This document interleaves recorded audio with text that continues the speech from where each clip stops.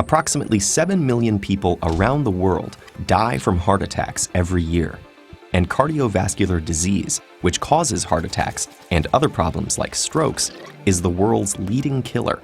So what causes a heart attack? Like all muscles, the heart needs oxygen, and during a heart attack, it can't get enough.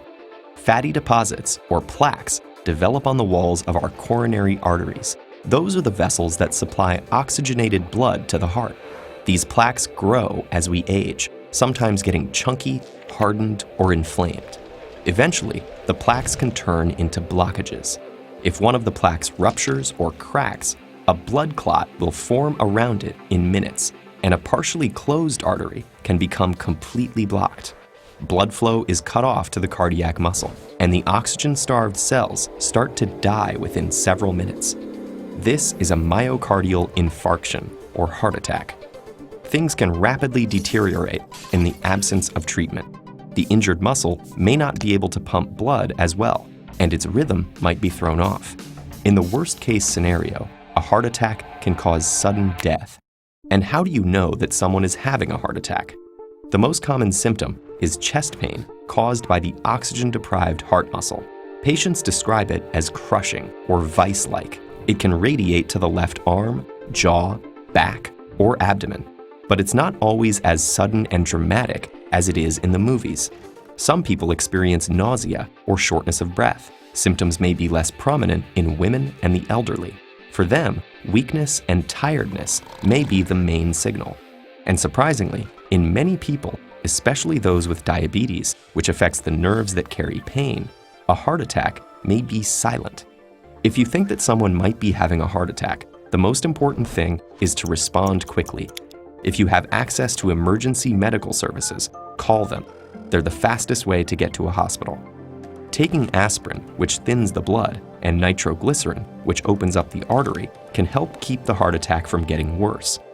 In the emergency room, doctors can diagnose a heart attack. They commonly use an electrocardiogram to measure the heart's electrical activity, and a blood test to assess heart muscle damage. The patient is then taken to a high-tech cardiac suite, where tests are done to locate the blockages. Cardiologists can reopen the blocked artery by inflating it with a balloon in a procedure called an angioplasty. Frequently, they also insert a metal or polymer stent that will hold the artery open. More extensive blockages might require coronary artery bypass surgery. Using a piece of vein or artery from another part of the body, heart surgeons can reroute blood flow around the blockage. These procedures reestablish circulation to the cardiac muscle, restoring heart function. Heart attack treatment is advancing, but prevention is vital. Genetics and lifestyle factors both affect your risk, and the good news is that you can change your lifestyle. Exercise, a healthy diet, and weight loss all lower the risk of heart attacks, whether you've had one before or not. Doctors recommend exercising a few times a week, doing both aerobic activity and strength training. A heart-healthy diet is low in sugar and saturated fats, which are both linked to heart disease. So what should you eat? Lots of fiber from vegetables, chicken and fish instead of red meat, whole grains, and nuts like walnuts and almonds all seem to be beneficial. A good diet and exercise plan can also keep your weight in a healthy range, which will lower your heart attack risk as well.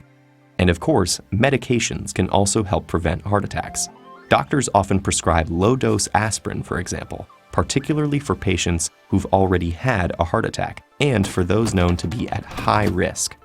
And drugs that help manage risk factors, like high blood pressure, cholesterol, and diabetes, will make heart attacks less likely too. Heart attacks may be common, but they don't have to be inevitable.